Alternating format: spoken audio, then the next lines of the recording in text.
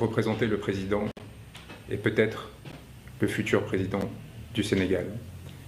Dans ces circonstances assez extraordinaires par lesquelles un avocat est empêché de défendre un client qui, comme on le sait, fait l'objet d'une persécution extraordinaire depuis un certain nombre d'années, qui vise à l'empêcher d'incarner l'espoir d'un peuple en flammes qui, depuis un certain nombre d'années, souffre de violence, de désespoir économique et surtout d'une corruption endémique que M. Sonko dénonce dans son pays.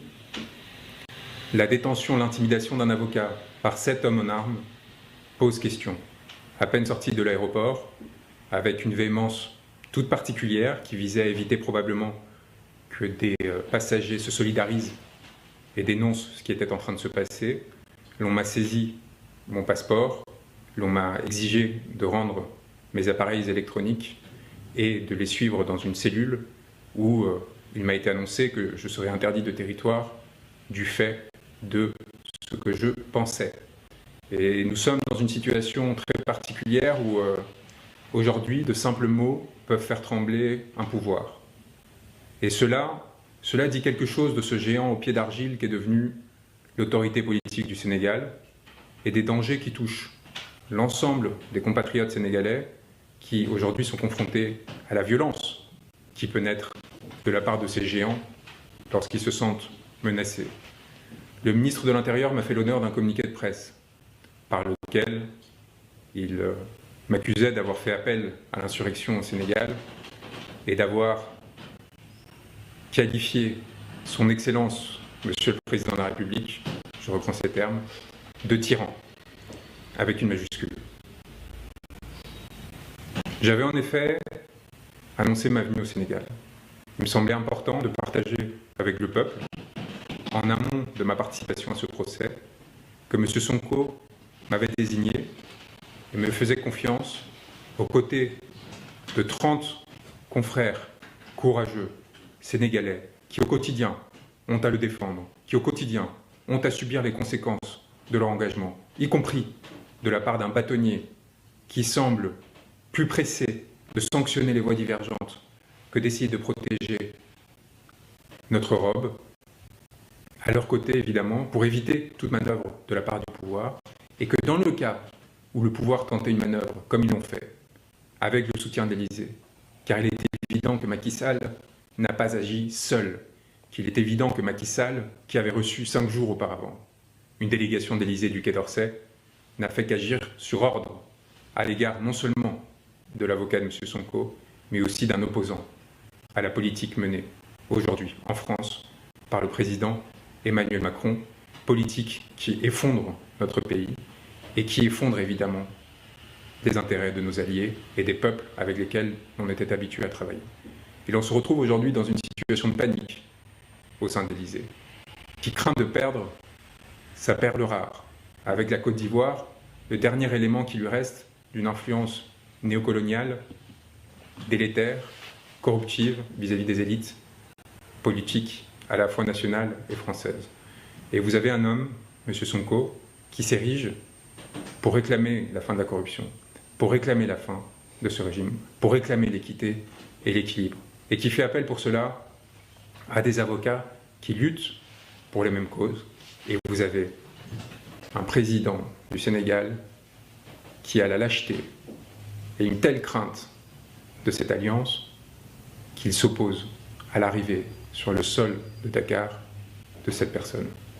Et dans le même temps, vous avez un confrère français auquel il est fait appel comme l'on faisait auparavant des sorciers blancs.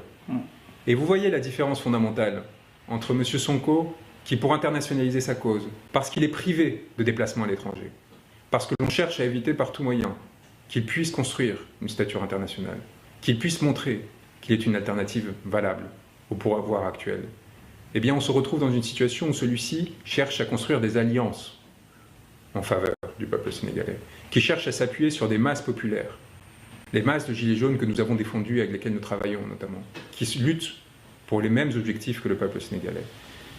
Et nous avons en face les vieilles manœuvres. On fait appel donc, à une personne qui va venir représenter, cette fois, l'establishment français, l'Élysée probablement, et qui accepte, et c'est là quelque chose qui pour moi touche au déshonneur, accepte de plaider face à une salle vidée de ses avocats, qu'ils soient étrangers comme moi ou nationaux. L'ensemble des avocats de M. Sonko ont été empêchés de plaider sa cause lors du procès du 30 mars dernier. Et face à cette situation, alors que l'un de ses confrères a été refoulé, M. Sûr, maître Sûr, mon confrère, plutôt que de refuser de plaider, plutôt que de s'indigner de cette situation, a tout simplement fait son office devant une cour vide, à la fois de sens et des personnes qui étaient concernées, afin d'obtenir la décision tant attendue, demandée par l'Élysée, qui, voyant la perte potentielle, encore une fois, de son dernier point d'appui en Afrique de l'Ouest, avait décidé de tenter de calmer le jeu et imposer à Macky Sall une décision qui préserve l'éligibilité de M. Sonko, tout en le condamnant évidemment pour le déshonorer. Or, la réalité est très simple. D'une part, M. Sonko est parfaitement innocent. Le rapport qu'il a cité existe. Il a été enterré. Nous avons la preuve au sein du dossier lui-même. On a essayé de l'accuser de faux. C'est un mensonge. Premier point. Deuxième point, nous avions tous les éléments nécessaires pour faire annuler la procédure. Tous les éléments nécessaires. Et j'avais préparé, et c'est peut-être ce qui les inquiétait, des conclusions d'une part de nullité, car il semblait presque que le parquet avait voulu se tirer une balle dans le pied, tellement la citation était mal rédigée, probablement dans l'objectif de répondre aux ordres d'un régime aux abois, et en même temps, évidemment, de faire comme si la chose pouvait se dérouler tout en essayant d'enterrer. Nous avions des conclusions de nullité, nous avions évidemment des conclusions fin de relax, car ce n'est pas seulement que la procédure était nulle, c'est que M. Sonko était innocent. Nous étions prêts à la défendre, et c'est peut-être ce qui a tant fait peur le pouvoir, ce qui a tant fait peur la Cour, ce qui explique ce changement de juge à la dernière minute, cette évacuation des avocats de la défense, et cette décision que l'on a voulu être de conciliation, mais qui n'avait qu'un objectif, réussir à remporter une manche qui était mal partie, et évidemment, mettre M.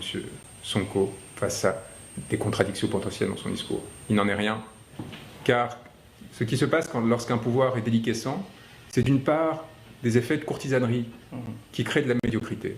Et ce à quoi on a eu droit avec cet extraordinaire communiqué du ministère de l'Intérieur, c'est l'expression de cela. On passera sur la maltraitance de la langue française, alors que le Sénégal est un des lieux de haut vol de cette langue française, et qui aujourd'hui dans laquelle la langue française gît avec le plus de créativité, bien plus qu'aujourd'hui en France. Il y a aussi la justification qui est apportée. M. Branco avait publié avant son arrivée à l'aéroport international Blaise Diagne de Dakar un post sur les réseaux sociaux où il traitait son Excellence Monsieur le Président de la République, Macky Sall, de tyran, et faisait également un appel à l'insurrection dans notre pays. Devant ce comportement inacceptable de la part d'un citoyen étranger, il s'est vu refuser d'entrer dans le territoire national. Toutefois, Monsieur le Ministre tient à rappeler l'attachement de l'État du Sénégal aux valeurs d'hospitalité et de teranga qui ont toujours caractérisé notre pays, à condition qu'elles soient sous-tendues par le respect dû à nos institutions et nos valeurs démocratiques. Pardonnez-moi le sourire, mais on apparaît dans une situation où il n'est pas nécessaire d'évoquer la complaisance de ce gouvernement avec des personnes qui défendent des idéologies racistes et